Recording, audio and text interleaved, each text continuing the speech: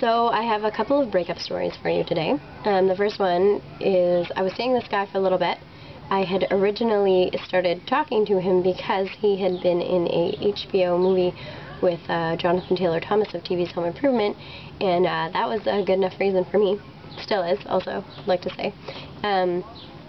Anyways, we were fighting about something, and I looked down at his t-shirt and realized that it said, "The Head Foundation, please give generously."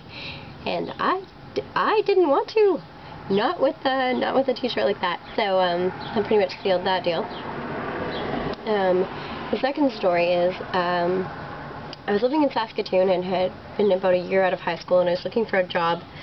And I got hired by this company, which made itself out to be a marketing company, but really what they did was to sell coupons door to door. And I think that they do this all over the world, and so you've probably been hired by them as well. Anyway, I quit very, very soon after being hired, but I did get involved with one of the managers there, and he always wore suits. And I went to his house, and they lived in this big house, him and the other manager, and in his room, his closet just had suits in it, and then in the rest of the room there was just a bed, and it didn't even have sheets on it, just a sleeping bag.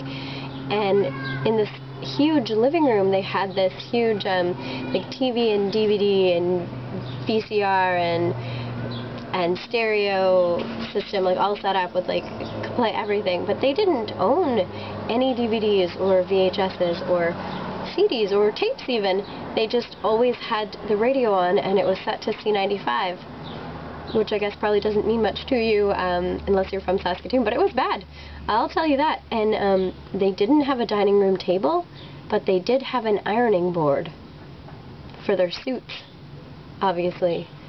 Anyways, I realized that he was quite dumb quite early on, and I was trying to break up with him over the phone, and he wasn't really paying attention to the fact that I was trying to break up with him. And he kept changing the subject, and he was like talking about his crazy ex-girlfriend, and he said, yeah, she was nuts, she was a vegetarian, but she also hated animals and thought that they should be distinct. And I was like, do you mean extinct? And he was like, yeah, that's what I said, instinct. And I was like, yeah, I don't think that this is gonna work out at all. Yeah, I guess that hasn't really proven that I'm not responsible for never having been in a long-term relationship, eh? Because I sure know how to pick 'em. Oh man.